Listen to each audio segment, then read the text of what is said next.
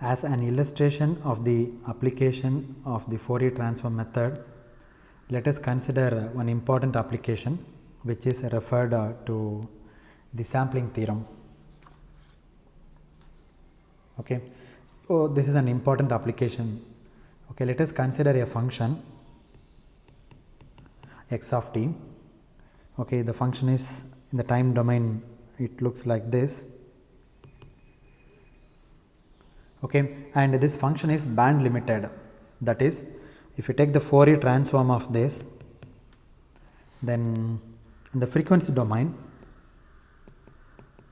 x of j omega, it does not have any components beyond omega h and minus omega h. That is what we mean by band limited. I mean the band is limited. So, when omega greater than omega h, it does not have any component or negligible component. That is what we mean by band limited. Okay, so the moment you take the Fourier transform of this, I have the spectrum like this. Let me take magnitude, and this is only for arbitrary shape. Okay, it is not the exact spectrum. Okay, it is arbitrary shape only for the sake of argument, sake of explanation.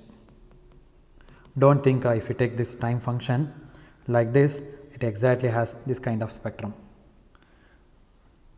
Okay, so the Fourier transform is 0 for values of omega beyond omega h, or let me say cutoff frequency omega c, some cutoff frequency omega c. So that is what we mean by band limited. So we can say the highest frequency component that is present in this x of t is omega c. Therefore, the highest frequency component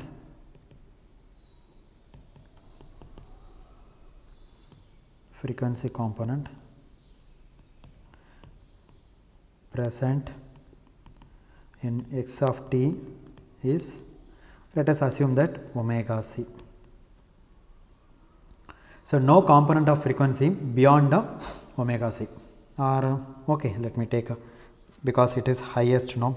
So, here I use the word h highest, therefore, let me denote this guy as h. Therefore, this h indicates highest, omega suffix h, highest, and this also highest, and this highest in the negative direction. Okay, such functions are called band limited functions. So, therefore, x of t is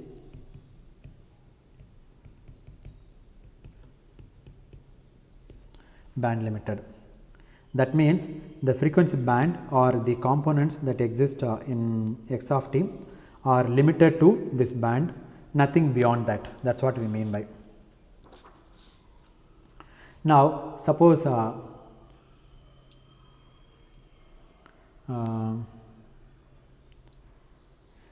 us say we consider this f of t for the entire time duration, okay, and generate samples from the f of t.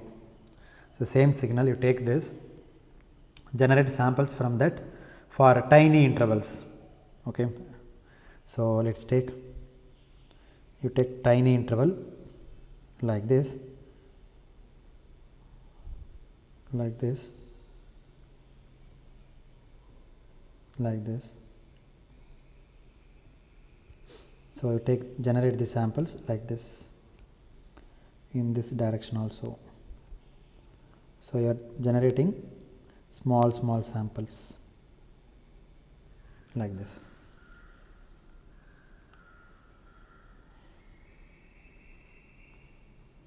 Okay, and this interval is very small interval, okay, of duration, let us say d.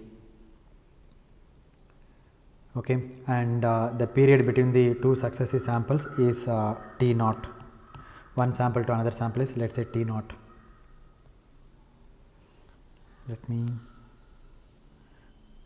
This is one sample and this is one sample, and this duration is, let us say, t naught. Duration of the sample is d. From one sample to another sample, that duration is capital T naught. Okay. Notice here x of t is a continuous function of time. This is a continuous function of time. X of t is continuous time signal. But the moment you do the sampling, that sampled version let me denote by x star of t. It is not conjugate, it is sampled version of x of t. Just I am giving the notation, that is all. Okay, do not confuse with the conjugate. Confuse with the conjugation operation. Okay, it is just a notation. Therefore, x star of t is a sampled version of x of t.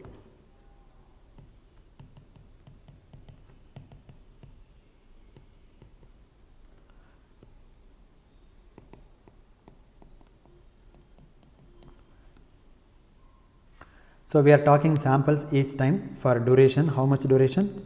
D duration, and taking the interval between the two successive sample is T naught. Now, it turns out that the Fourier spectrum of the sampled version will be something like this. For x of t, the spectrum will be like this. The moment you do the sampling, then the spectrum will looks like this. Like this. You have one more sample, maybe with a reduced amplitude.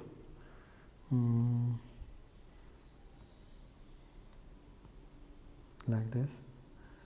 From still more.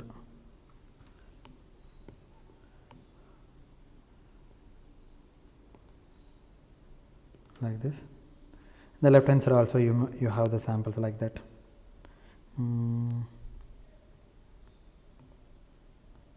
Like that. This is the original spectrum, and this one before sampling.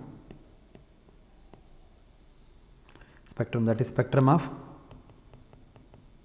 x of t, and this one is x star of j omega. Again, do not confuse with the star operation. Okay, that is the sampled version of x of t. Therefore, the spectrum of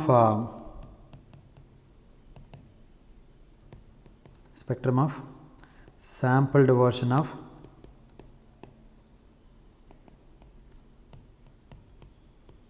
x of t, this guy is.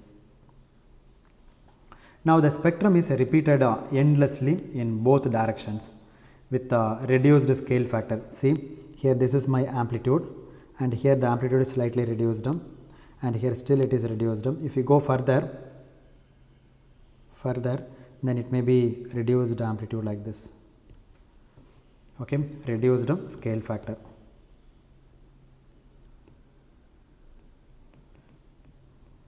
It is not repeating with the same amplitude.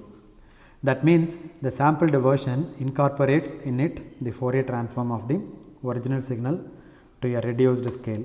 Besides, it contains several other reproductions of the same original spectrum at different frequencies. Say this is 0, and this one is omega h, and this one is minus omega h. And now we said let us say this is one pulse and this is another pulse, and the distance between these two guys is t naught. Similarly, the distance between this point and this point is t naught. So, the corresponding frequency is omega naught. This is omega naught plus omega h, and this point is omega naught minus omega h. This is the fundamental period. So, the fundamental frequency is omega naught. Okay. Now, imagine that the sampled version is put through this low pass filter. This guy is passed through a low pass filter, and the low pass filter has a characteristics function like this. Let us say omega c, and this is minus omega c with magnitude 1. Magnitude 1 means what? Without any attenuation and without any amplification. Whatever comes in this band of frequencies, it allows as it is. and the rest of the things will be rejected. So this one is given to the input of the filter. Okay, then what happens? Only this guy will survive, and this guy will be rejected, this will be rejected, and this will be rejected, and so on and so forth. Okay, let's say my low pass filter will be like this. Let me draw in the data dotted red color line like this, and this one is omega c and this one is minus omega c. So the important point is your omega c should be greater than omega h. Then only this portion of the spectrum will be passed without any attenuation. Now how much big that omega c should be? Suppose if you choose this much big, then the second replica will also pass through the low pass filter. So I cannot choose very high value also, omega c should be. Okay, so therefore the low pass filter output would be a replica of x of t reduced by a certain scale factor. So it tells us that if you have a band limited function x of t, if you sample it in this manner, from this sample you can extract the original function x of t. So that means what? You have x of t, you sample it, t is equal to nt naught, then you will get x star of t. This is sampled version of t. If you pass it through a low pass filter, that means again you can get back your x of t. That is what we mean by this low pass filter. Original function x of t can be extracted from the sampled version. Okay, this is like giving the explanation in terms of time domain. You can construct a low pass filter using resistors and capacitors. Then you can give the same operation in the time domain also. In fact, that is much more easy to understand. Okay, it doesn't really matter as long as x of t is a band limited function, and from the sampled version you can get original signal x of t. And this is very important in communications, particularly because if you take samples, let's say like this is my x of t. You take one sample here like this and take another sample far apart. So in between there is a gap. In this gap you can allot to somebody else. Okay, if the samples are wide apart, then in the blank periods, this is my blank period. In the blank periods, you can send other messages in the same communication channel. Let's say this is voice 1, and take another signal from somebody else like this, voice 2. What you do, you take the samples in this interval. You send the samples in this interval. Now again there is a gap. Okay, you take another voice. This is voice 2. You take another voice 3 like this. So in this gap you take this sample, then send it. Okay, therefore several messages in succession you can send it. Okay, so communication channels can be employed to send several messages in succession using this kind of technique. So you sample one particular message and then send it at regular intervals. Okay, and in the blank periods you can send another messages, second messages, third messages, and so on and so forth. So this concept is called the interleaving concept. From one sample to another sample you are leaving the space. So interleaving. And this interleaving of these messages over the same communication channel is referred to as the time division multiplexing. In short form they say TDM.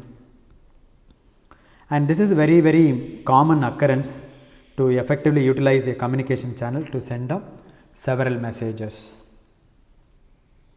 Now take this figure. From this figure, let me clear the area. So I need a space to explain these guys.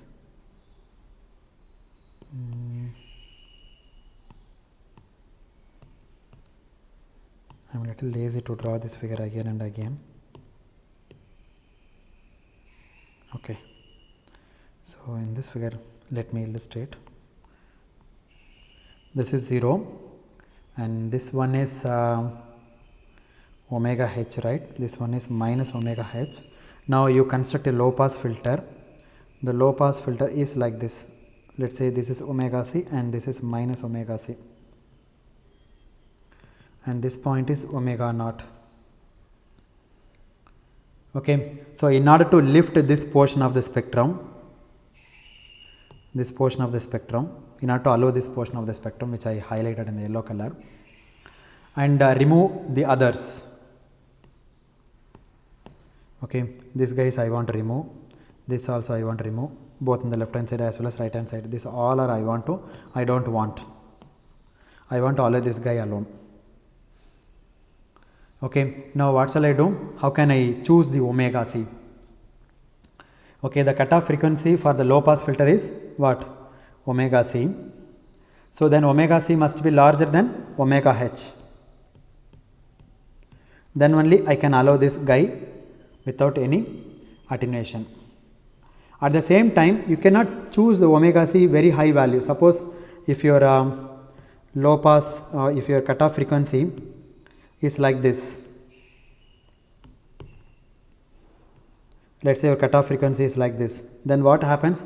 Some portion will be allowed through the low pass filter, and here also this portion will be allowed through the low pass filter. So I cannot choose very high value I cannot give very high value for the omega c. So you must be able to choose omega c which lies in between omega h and omega naught minus omega h. How does this omega naught minus omega h comes? Because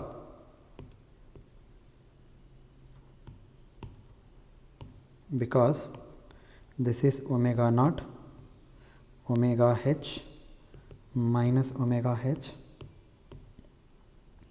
Your low pass filter is like this, and this is omega naught. What about this point? This point is omega naught minus omega h, and this is omega c. If omega c is equal to omega naught minus omega h, then what happens? It touches like this, and if omega c is greater than omega naught minus omega h, then it will come to here. So this portion will be allowed, this portion will be passed. So I don't want to do that. So what will I do? So I will pass through this guy like this, and this omega c must be less than this omega naught minus omega h. It should be greater than omega h. Omega c should be greater than omega h in order to allow this guy easily, and I mean this condition is needed to pass the first spectrum, and omega c must be less than omega naught minus omega h. This condition is needed to stop this guy. Okay, therefore your omega c must be less than omega naught minus omega h and greater than omega h. So this is possible only if omega naught is greater than 2 omega h. Why? Again you can ask a question.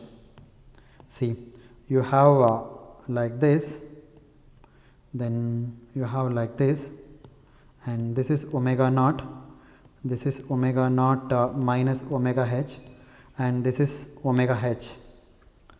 Okay, and this one is how much? Omega naught. Now let me draw the same figure like this, and this is omega naught, and this point is omega naught minus h, and this point is again omega h, and this is minus omega h. Now what is the duration? Omega naught is equal to 2 omega h. If omega naught is equal to 2 omega h, let me draw this clearly. So like this, this spectrum and this spectrum both are touching in this point, touching when omega naught is equal to 2 times omega h. In case if omega naught is less than 2 omega h, then what will happen? You have the spectrum like this, then again it starts here. This is omega naught. So there will be some overlap. Then there is no way that you can eliminate this guy. You cannot eliminate. Therefore, this omega naught should be or must be at least 2 times of greater than 2 times of omega h. So this condition you should always hold it. Otherwise, there will be some overlap. Okay. So if there is some overlap, then how can you remove by putting a low pass filter? So that is not at all possible. Okay. So in other words, what it says is your sampling frequency omega naught must be more than twice the highest frequency component that is present in your original signal. Your original signal omega naught is greater than 2 times omega h. So if it is so, you can choose a low pass filter. If this is a condition, then you have a filter like this, you have a response like this, then what you do, you choose a filter like this. Therefore, this portion is passed by the low pass filter without any distortion. Okay. See, I have not gone through the mathematics. I just explained in terms of concept. Conceptually, I explained this. Okay. I am just trying to explain how it works. Okay.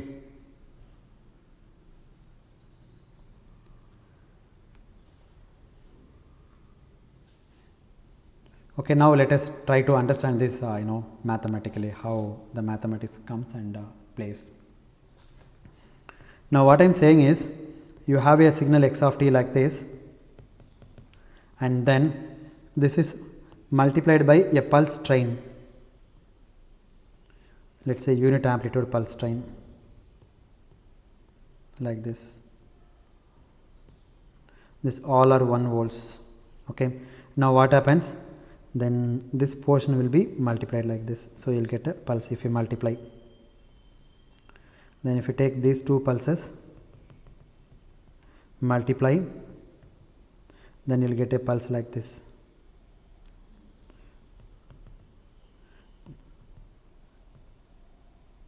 Like this. So I have a train of pulses, and I have the signal x of t. You multiply the pulses with the x of t, then you will get a sampled version of the signal. So this is your, let us say, Ps of t, sampled signal pulse train, and this is your x of t. Therefore, your sampled signal x star of t is equal to x of t times Ps of t. Okay, and the period between these two guys is t naught, and the width of the pulse is, let us say, d, and the height of the pulse is a. Now, whenever you have a square pulse like this, then you can find out its Fourier transform. Okay, so you have a pulse train multiplied by x of t. Okay, and then you will get x star of t, right? Then we can find out the Fourier spectrum of this guy, x star of t. Okay, we will go through the mathematics now and show that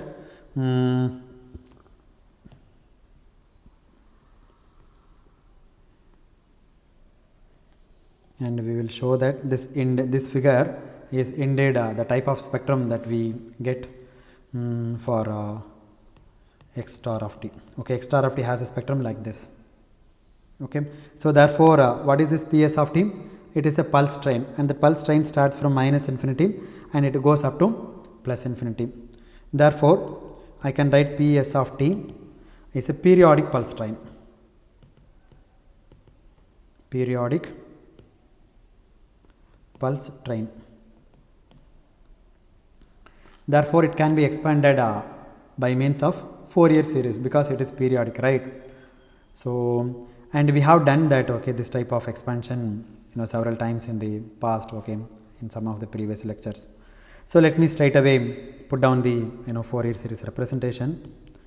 Ps of t is equal to sigma n is equal to minus infinity to plus infinity ad over t naught sine of n omega naught d by 2 whole divided by n omega naught d by 2 e to the j times n omega naught t. Now what is my x star of t? Multiplication of x of t by this ps of t. You get the sampled signal.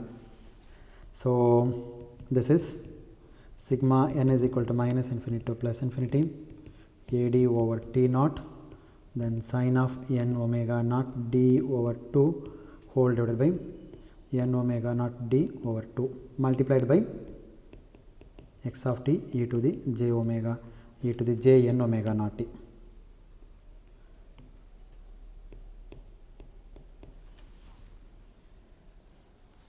Okay. Now look at these two guys. These two guys depends on the time function. Okay, the rest of it is purely a coefficient. This all are coefficients. So this is a function of time. This function of time is multiplied by this coefficient. Now to find the Fourier transform of this, you can find the Fourier transform of this. After all, it is represented in the time domain. So you can find out the Fourier transform for this. Let me denote the Fourier transform of x star of t as x star of j omega. Then okay, so recall the again frequency shifting property. What is your frequency shifting property? If you take x of t Fourier transform, then x of j omega, then x of t times e to the j omega naught t, its Fourier transform is x of j times omega minus omega naught. Similarly, here x of t is multiplied by this guy. Therefore, this has the Fourier transform of x of j times omega minus n omega naught t. Instead of omega naught, you have n omega naught t. That's it. Therefore, this all are coefficient constant. You substitute as it is. N is equal to minus infinity plus infinity ad over t naught sine of n omega naught d by 2 whole divided by n omega naught d by 2, then x of j times omega minus n omega naught. So this is the Fourier transform. Now let's see what we have got.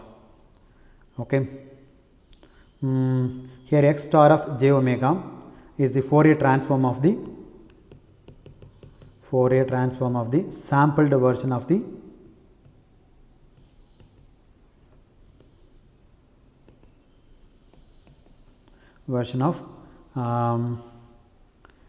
sampled version. Okay, sampled version consists of,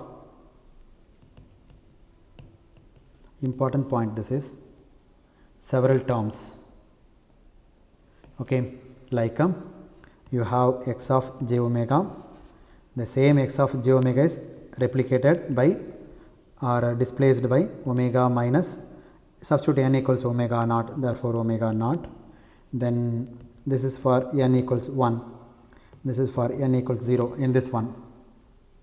Okay, then x of j times omega minus 2 omega naught, this is for n equals 2, and so on. Similarly, if you substitute n equals minus 1, then x of j times omega plus omega naught, x of j times omega plus 2 omega naught, and so on. That means what? If I say this is my x of j omega, then what is x of j omega minus omega naught? This spectrum is displaced by an amount of omega naught. So you have like this. So the center frequency is omega naught. Similarly, you have one more frequency component. See, this is wrong because the amplitude should go down if you go further. And this is 2 omega naught similarly, and so on and so forth. And this guy indicates x of j times omega minus omega naught, and this guy is x of j times omega minus 2 omega naught. Similarly, in the left hand side also you can draw minus omega naught. So this represents x of j times omega plus omega naught, and this represents x of j times omega plus 2 omega naught, and so on and so forth. So there is a consistency between the previous one conceptually what we said and what we are saying mathematically.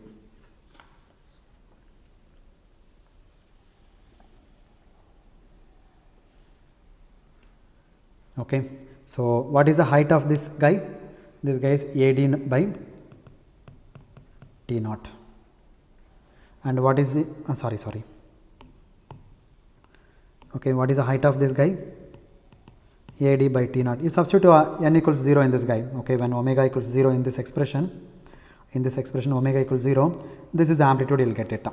Okay, in the same expression substitute n equals 1, and then you will get a different values, omega equal to omega naught, then this amplitude will be like AD times T naught, then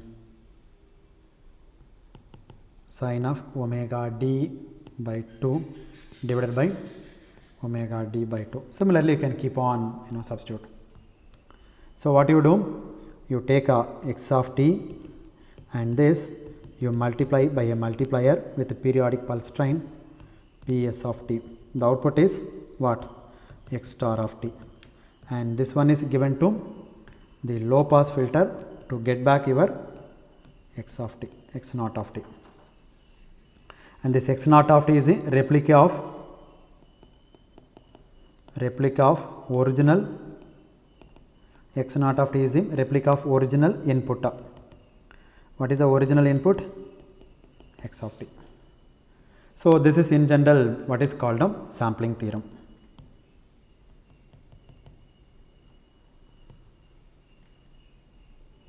In the literature, it is referred to as the sampling theorem. That is, the band limited signal can be recovered from its sampled version, where the samples were taken at least samples were taken at regular intervals. Okay, so this is one sample, your periodic pulse train, this is another periodic pulse train, and this interval is T naught. So what is F naught? F naught is equal to 1 over T naught, right? So this is my sampling frequency. What is T naught? Sampling interval. Okay, the sampling frequency F naught should be larger than 2 times the highest frequency component present in the message signal. That means we derived the condition. If you go back, then where is it? Conceptually we said, see, omega naught should be 2 times of omega h. That means what? Otherwise the spectrum will overlap. What is omega h? Highest frequency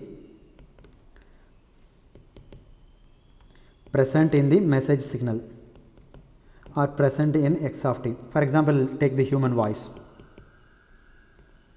Okay, let's say we are saying the frequency ranges just for for intelligence or for telephonic conversation. We assume 300 Hertz to 3300 Hertz. So what is the highest frequency in this case? Omega h is equal to 3300 Hertz. For some practical purpose, we will assume omega h equal to 4000 Hertz. Okay, so let's say this is omega h. That means what? Highest frequency present in the x of t, that is a voice signal. So therefore, whatever the highest frequency present in the voice signal, let's say it is 4000 Hertz. So multiply by 4000 by 2, then you'll get 8000.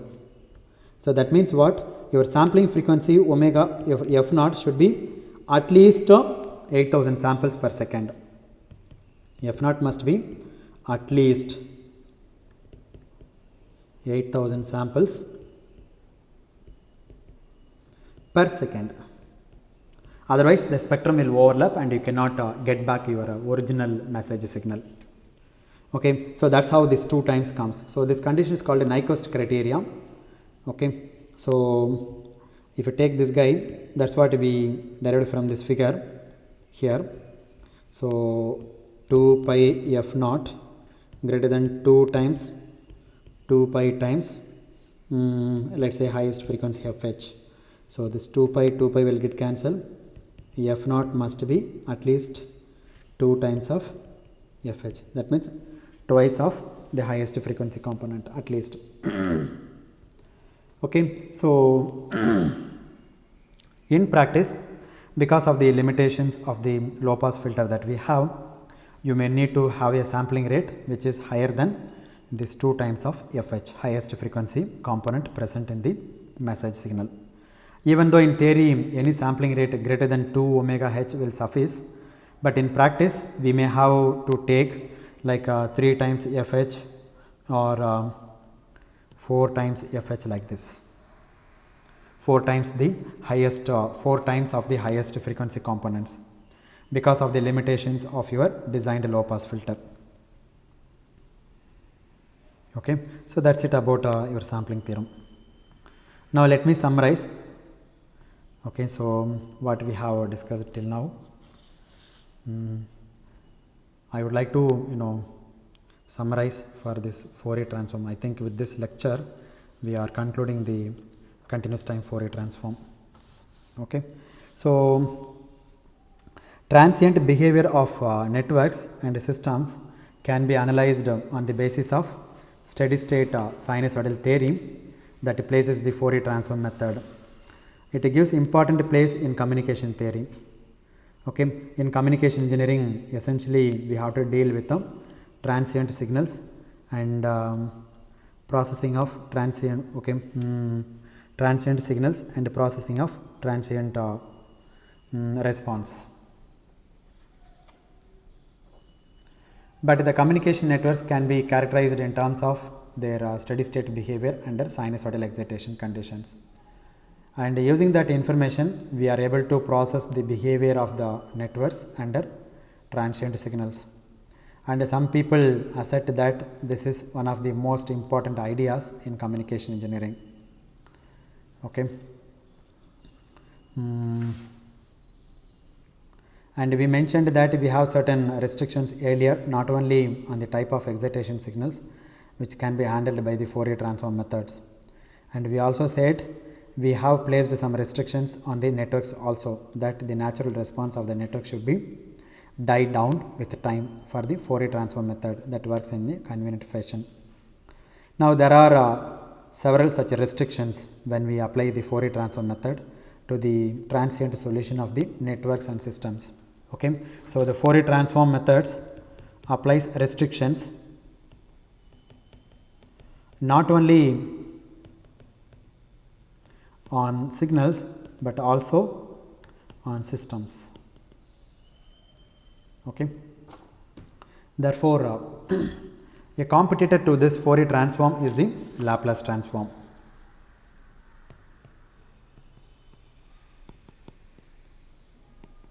Because we said if the signal is not absolutely integrable, then you cannot take a Fourier transform. For example, if we have x of t is equal to e to the power of minus 2t into u of t, then it has Fourier transform, that is 2 plus j omega.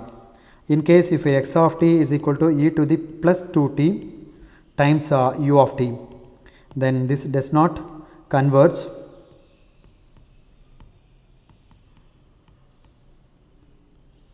so you cannot take the Fourier transform. No Fourier transform exists. No Fourier transform for this. But there is a solution in Laplace transform for this type of signals. Okay, so the Laplace transform method offers greater convenience for the analytical solution of the transients in networks and systems. Even we said some restrictions for systems also. For that restrictions also we have the solution in Laplace transform. So therefore, Laplace transform method can handle these two types of drawbacks. So it is a versatile tool than Fourier transform. Secondly, several delta functions which we may get in the Fourier transform. Okay, like if you take u of t, then if you take Fourier transform, then you will get 1 over j omega plus pi times del of omega. Then if you take constant signal, then again 2 pi times del of omega, right? And then if you take cos omega ct, then again here also you will get del of omega plus omega c, some constant parameter like pi by 2 or something, plus pi del of omega minus omega c, like this. There are 1 by 2 and this also 1 by 2. Okay, so everywhere we have to deal with this kind of delta functions. So that is one drawback. Okay, so in Fourier transform several delta functions are there which we may get in the get into some trouble. Okay, so these can be avoided when you use Laplace transform methods. For example, if you take u of t Laplace transform method, then you'll get 1 over I think s squared. Okay, simply you can avoid this. Okay, suppose if you have cos omega ct, then it will be omega c divided by s square plus omega c square, like that. No, s divided by s square plus omega square c square. So you can check these results. So Laplace transform method is a more convenient tool for analytical evaluation of the transients in linear systems than your Fourier transform. At the same time, where the networks are characterized in terms of their frequency behavior, in terms of their frequency j omega, then your Fourier transform method is a very convenient tool. So whenever you are having you want to deal with the frequency response, then Fourier transform is very convenient tool, and whenever you want to analyze transient response, then your Laplace transform comes with a very handy tool. Okay, very convenient tool, because see, this h of j omega can be experimentally determined. You can do the experiment and you can find out the h of j omega, but in Laplace transform you can say h of s, that you cannot. Okay, h of s may not be so easy to experimentally determine. So okay, the networks are characterized by their frequency response behavior. Then if you want to characterize a network by the frequency response behavior, then Fourier transform method turns out to be a very convenient tool to employ. For example, the behavior of low pass filter, just now we have seen. Okay, in one of the previous lecture we have seen that. Also some branches like control engineering and so on, it is a frequency response of a system that we are interested in. As such, the stability of a control system, sometimes we would like to know the frequency response. In such a cases, of course, the Fourier transform method and handling of the various components to the frequency response approach turns out to be very convenient. There are also well defined methods where once you know the frequency response, you can calculate the transient response graphically. Okay, so because of all these reasons, Fourier transform method plays a vital role in analysis of networks and systems. Probably you might be studying these things in your course called control systems. Okay, through some experiment you can find out the frequency response h of j omega, and then some graphical methods are there. With that you can find out the transient response. But as I mentioned, for the transient analysis of the networks, perhaps Laplace transform method is the more useful tool than the Fourier transform. Okay, so in the next lecture onwards we will take up Laplace transform. Okay, but nevertheless, as I mentioned, wherever the networks and systems are characterized by their frequency response, the Fourier transform method turns out to be a more convenient tool. And wherever you want to analyze transient behavior of the network and systems, then your Laplace transform turns out to be a more convenient tool. Okay, so at this stage let me stop. In the next lecture onwards, we will move on to Laplace transformation. Thank you very much.